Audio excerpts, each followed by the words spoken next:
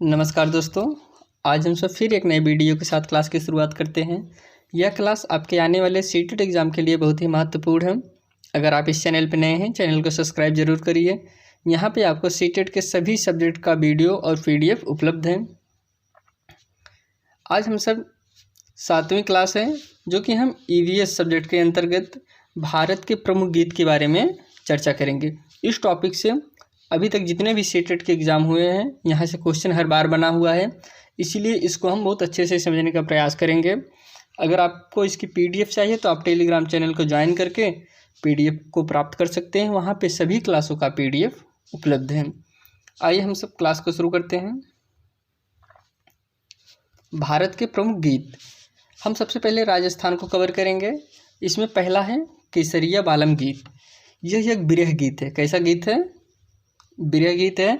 इसमें जितने भी पॉइंट लिए गए हैं, सभी पॉइंट आपके एग्जाम के पॉइंट ऑफ व्यू से बहुत ही महत्वपूर्ण है। इसको आप ध्यान दीजिएगा। जब भी एग्जाम में आएगा ऐसे आएगा केसरिया बालम गीत कैसा गीत है, उसमें आपको विरह गीत को टिक करना है। इसको आप ध्यान दीजिएगा।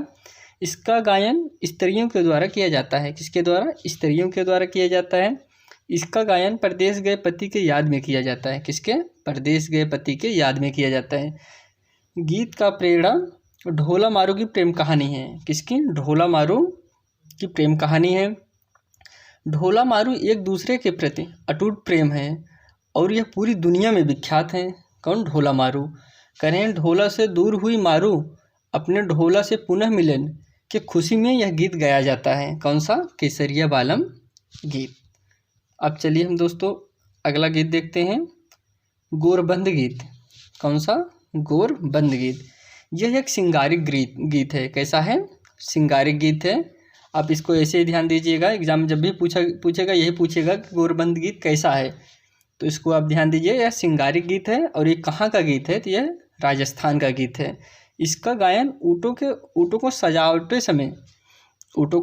सजावट के समय गाया जाता है। कब गाया जाता है? जब ऊँट को सजाने लगते हैं तब इसका गायन किया जाता है। अब देखिए दोस्तों, राजस्थान में एक दुल्हन से ज़्यादा वहाँ पे ऊँटों को सजाया जाता है। आप चित्र में देख ही रहे होंगे। वहाँ पे ऊँट को बहुत अच्छे से सजाते हैं। जब ऊँट को किसी मेले या किसी गांव में ले जाया जाता है, कह रहे हैं कि जब ऊँट को किसी मेले या किसी गांव में ले जाया जाता है, तब इसे सजाने के लिए रंगीन रंगीन लड़ियाँ व अन्य सामग्री का प्रयोग किया जाता है। आप चित्र में देख रहे होंगे किस तरीके से सजाया गया है। उसे गोरबंद कहते हैं। इस जिसे सजाए हैं इसी को हम गोरबंद कहते हैं। इसी से गोरबंद गीत बना हुआ है। जो गोरबंद गीत बना हुआ है इसी से रिलेटेड गोरबंद गीत बना हुआ है। अब हम सब अगला देखते हैं, बिछड़ो गीत। यह एक विरह गीत है। कैसा गीत है? विरह गीत है। यह हाड़ौती क्षेत्र का लोकप्रिय गीत है। कहाँ का?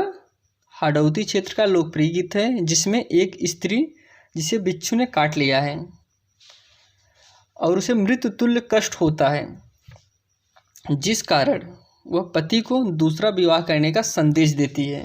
इसीलिए यह विरह गीत है। इसको आप ध्यान दीजिएगा। कहाँ का गीत है? राजस्थान का है। कैसा गीत है? विरह गीत है। अब चलिए हम अगला गीत समझते हैं, ढोला मारू गीत। कह रहे हैं कि यह राजस्थान का शास्त्रीय गीत है। कैसा है? शास्त्रीय गीत है। यह ढोला और मारू की जीवनी पर आधारित करके गाया जाता है। किसकी जीवनी पर? ढोला मारू की जीवनी के पर आधारित करके गाया जाता है। इसमें जो है ढोला मारू गीत में राजकुमार ढोला और राजकुमारी मारू की प्रेम कथा का वर्णन होता है। किसमें? ढोला मारू गीत में। अब अगला आपका गीत है पड़िहारी गीत। यह पानी भरने वाली स्त्री को पड़िहारी कहा जाता है। पड़िहारी किसे कहा जाता है? जो पानी भरने वाली स्त्री होती है उसी को हम पड़िहारी कहा जाता है। यह राजस्थान का एक प्रसिद्ध लोकगीत है। कैसा है? प्रसिद्ध लोकगीत है, जिसको कुएं से पानी भरकर घर आते समय स्त्रियां गाती हैं। कब गाती हैं? जब कुएं से पानी भरकर घर आते समय स्त्रियां इसका गायन करती हैं। कौन सा गायन? किस गीत का? पड़िहारी गीत का। अगला है हजरस गीत। यह एक धार्मिक गीत है। कैसा है? धार्मिक गीत है। हजरस का अर्थ है हरि का यश अर्थात हरजस भगवान राम व कृष्ण की भक्ति में गाए जाने वाले भक्त गीत हैं। किसके? इसको जो है भगवान राम और कृष्ण के भक्ति में गाया जाता है। किस गीत को? हजरस गीत को। कह रहे हैं इसका गायन श्री राम और श्री कृष्ण की भक्ति में किया जाता है। अगला है मोरिया गीत। कौन सा गीत? मोरिया गीत। यह एक विरह का गीत है। कैसा गीत है? विरह का गीत है। कौन सा? मोरिया गीत। जिसका गायन लड़कियों के द्वारा सगाई के पश्चात, जब लड़कियों की सगाई हो जाती है उसके पश्चात विवाह के पहले होने वाले पति के याद में गाया जाता है। कब गाया जाता है? जब लड़कियों की सगाई हो जाती है, शादी पड़ जाती है, उससे पहले यह गाना गाया जाता है पति के याद में। मोरिया गीत। अगला है कजलियो गीत। कौन सा? कजलियो गीत। ये जितने भी इसमें गीत हैं सभी राजस्थान के ही, इसको आप ध्यान दीजिएगा। यह एक सिंगारिक गीत है। कैसा है? सिंगारिक गीत है। इसका गायन बारात निकलते समय भाभी द्वारा वर को काजल लगाते समय गाया जाता है। कब गाया जाता है? जब बारात निकलते समय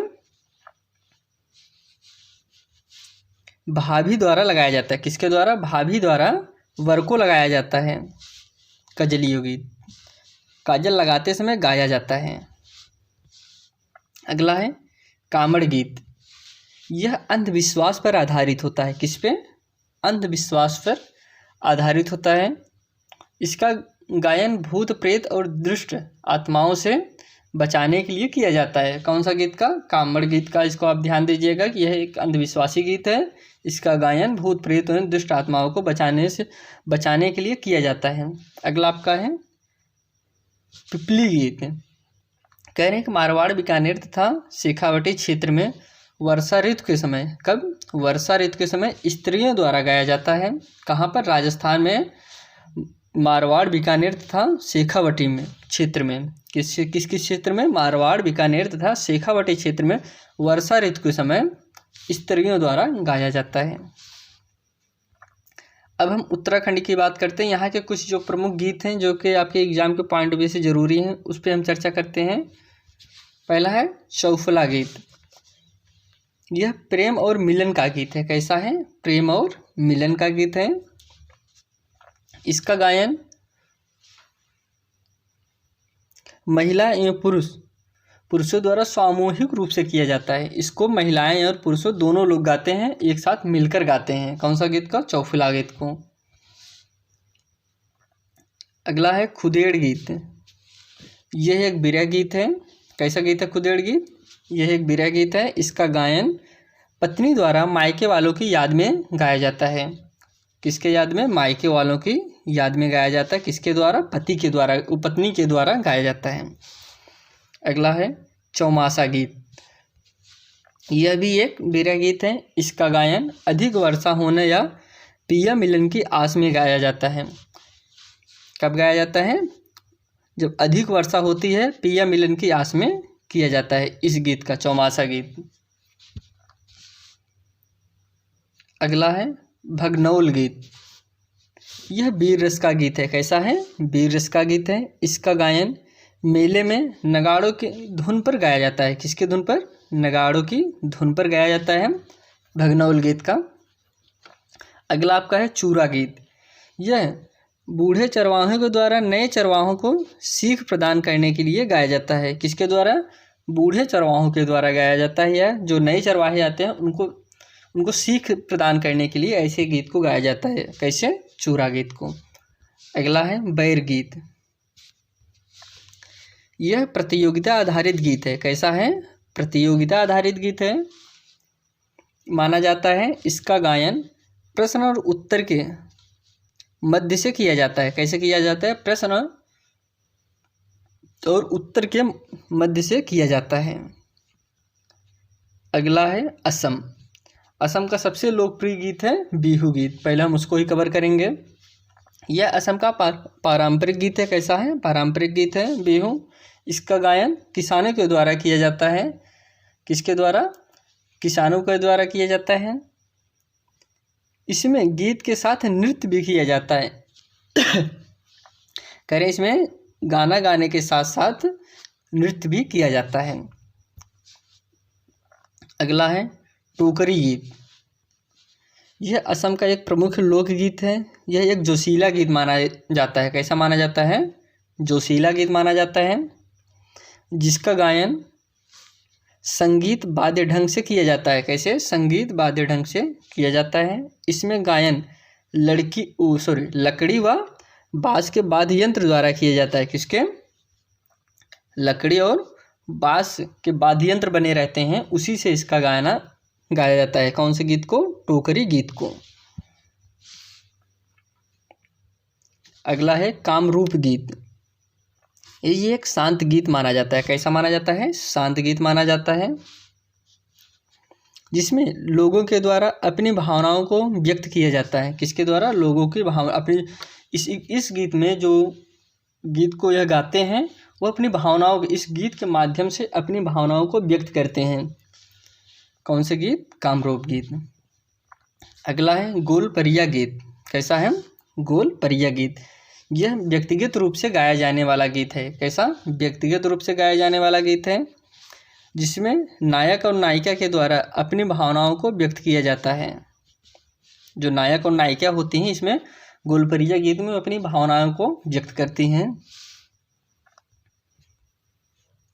अब हम केरल राज्य के नृत्य के बारे में समझते हैं। जो भी गीत है उसके करें भूटा गीत। यह भूटा गीत भी एक अंधविश्वास पर आधारित गीत है। कैसा है? अंधविश्वास पर आधारित होता है। इसका गायन दुष्ट आत्माओं को दूर भेजने के लिए किया जाता है। इसमें गीत के साथ साथ नृत्य भी किया जाता है। क्या? इसमें गाना जो गीत है यह इसके साथ साथ वहाँ पे नृत्य भी होता है, जिसका स्वरूप बहुत ही भयानक होता है। नृत्य का स्वरूप बहुत ही भयानक होता है। अब अगला है सोपान गीत। यह केरल का एक धार्मिक गीत है। कैसा है? धार्मिक गीत है। इसका गायन मंदिर की सीढ़ियों से लेकर गर्भगृह तक किया जाता है। कहाँ तक? मंदिर की सीढ़ियों से लेकर गर्भगृह तक किया जाता है। यह जोशीला गीत माना जाता है। कैसा माना जाता है? जोशीला गीत माना जाता है, जिसका गायन थकावट को दूर करने के लिए किया जाता है। कह रहे हैं कि इसका देखिए सोपान गीत को धार्मिक गीत है। यह मंदिर के सीढ़ियों से लेकर गर्भगृह तक गाया जाता है। यह जोशीला गीत है। इसका गायन कब किया जाता है? थकावट को ऐसा माना जाता है कि इस गीत को गाने से थकावट को दूर करने के लिए किया जाता है। अब अगला है कथकली गीत। कौन सा गीत? कथकली गीत। यह केरल का शास्त्रीय गीत है। इससे हर बार एग्जाम में जितने भी एग्जाम हुए इस टॉपिक से हर बार आपके क्वेश्चन जरूर पूछा गया है कि हाँ कथकली गीत कहाँ का गीत है, ये कैसे गाया जाता है, इसी के बारे में बस क्वेश्चन यही रहेगा, घुमा फिरा के पूछेगा। अब इसको ध्यान दीजिएगा। कह रहे हैं यह केरल का शास्त्रीय गीत है। कैसा गीत है? कथकली शास्त्रीय गीत है। कहाँ का? केरल का। इसका गायन बिना शब्द के किया जाता है। देखिए दोस्तों, इसका गायन इसमें शब्द का प्रयोग नहीं किया जाता है, लेकिन इसको गायन ही मानते हैं। इसको आप डांस नहीं कहते हैं, यह एक गायन ही है। इसको आप ध्यान दीजिएगा।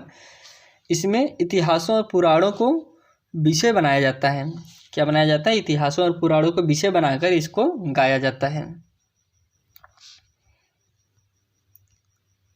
अब हम उत्तर प्रदेश की बात करते हैं। पहला है कजरी लोकगीत।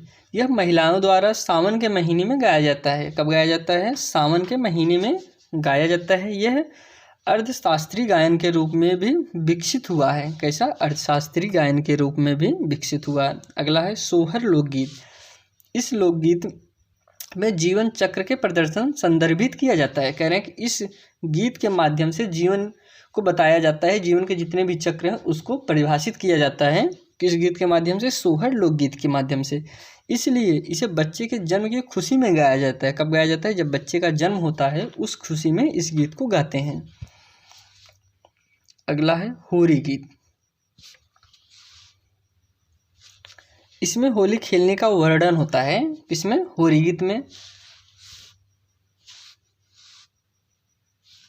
अब उत्तर प्रदेश की ओर हम बात करें तो यहाँ जो है अवधी लोकगीत हो गया, बुंदेलखंडी लोकगीत हो गया, ये सब जो है उत्तर प्रदेश के प्रमुख गीतों में आते हैं। और हम कुछ राज्यों के लोकगीत के बारे में चर्चा करते हैं। जो कि एग्जाम में आपके क्वेश्चन बन सकते हैं, उनको लिया गया है। पहला छत्तीसगढ़ के समझ लेते हैं, पडवानी लोकगीत, पंजाब के टप्पा लोकगीत और जुगनी लोकगीत। ये सब प्रमुख जो भी इसमें लोकगीत दिए जा रहे हैं, इस बहुत ही एग्जाम के पॉइंट भी से आपके बहुत ही इंपॉर्टेंट है, इसको आप ध्यान दीजिएगा। अब इसके बाद हिमाचल प्रदेश हो गया, यह है पुरी लोकगीत और लामड़ लोकगीत।